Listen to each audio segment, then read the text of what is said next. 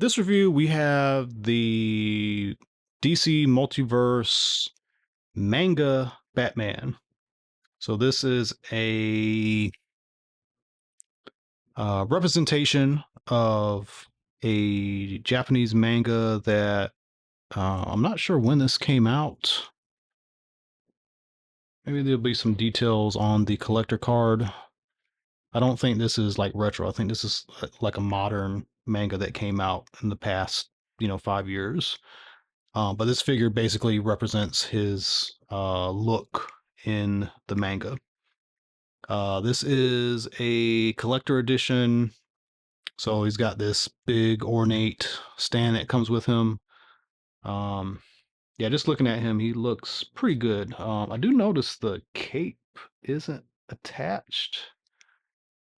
Normally these are kind of glued down, so it's going to be interesting to look at this when we get it out of the package. The McFarlane Collector Edition font is foil stamped, so it's kind of raised up and reflective. We got the branding on the side, some more branding on that side.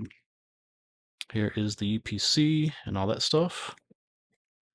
And then on the back, we get a larger view of that graphic. I think this is the cover for that manga.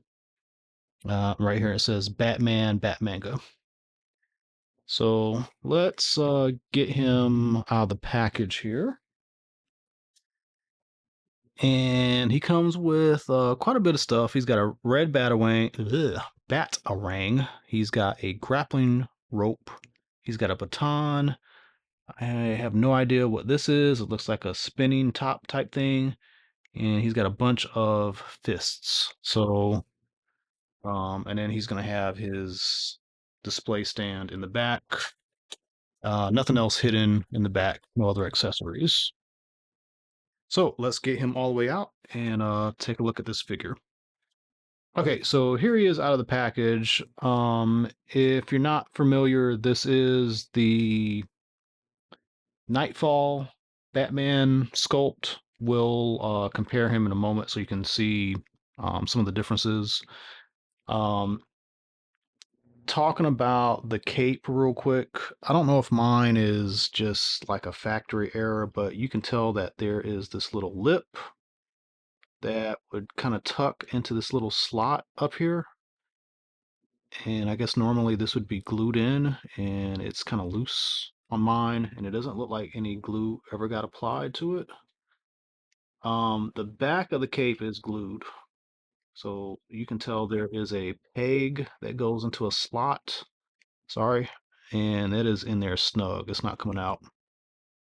Um, but it does kind of reveal, like if you wanted to customize this, and these, the other Nightfall ones, you've got this area here to unglue, this area here to unglue. Maybe it'll come loose with some heat, like a heat gun or hot water, and you could take that off and put on, like a cloth cape or something like that.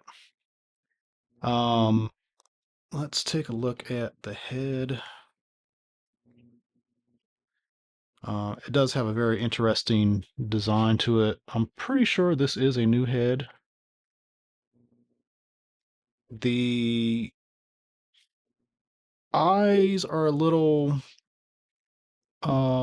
misleading. Like if you look closely, the white area is painted beyond where the eyes are sculpted. Don't know why they did that because he doesn't look like that in the manga. He doesn't have like these big, transformer looking eyeballs. So I don't know why they decided to paint him like that. It's still fine, but it's just interesting.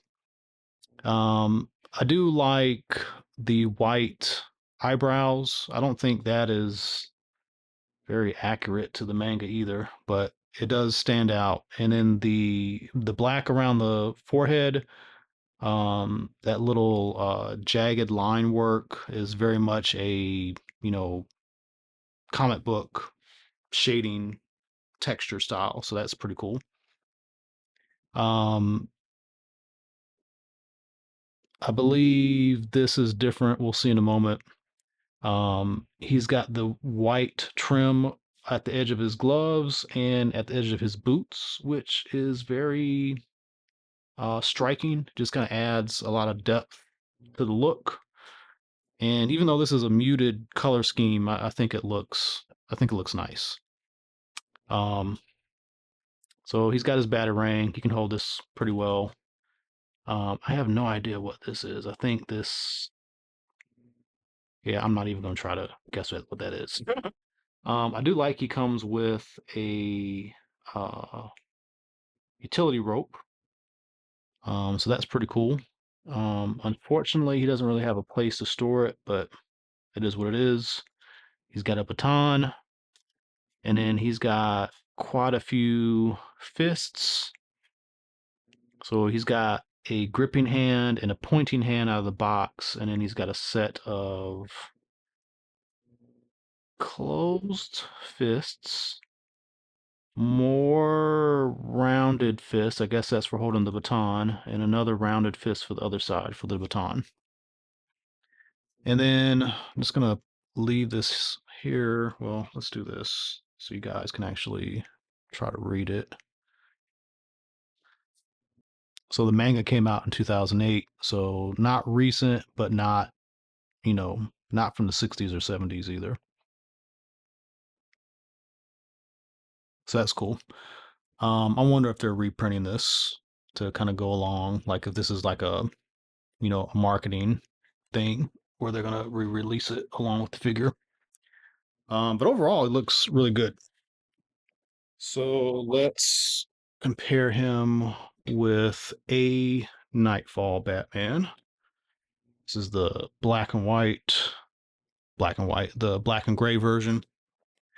And you can see that the bat symbol is different. Obviously, the head is different.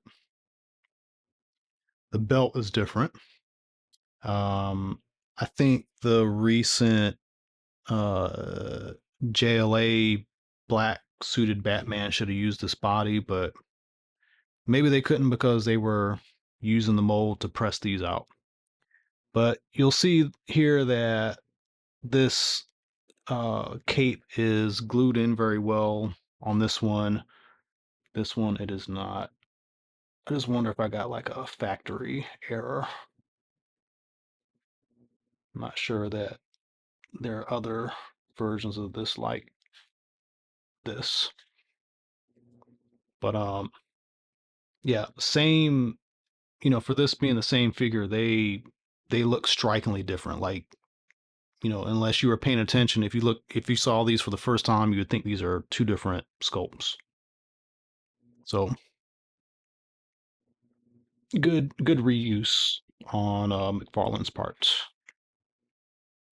So that is the figure, and that is the review. Um, Let me know what you think in the comments. If you plan on picking this up, there is a chase figure that is like completely gray on gray, to kind of be more, even more, you know, referencing the manga. So you might run across that out in the wild too. So thanks for watching. Please tune into more videos coming up. And if you haven't done so already, please like and subscribe. I really appreciate it. Thank you.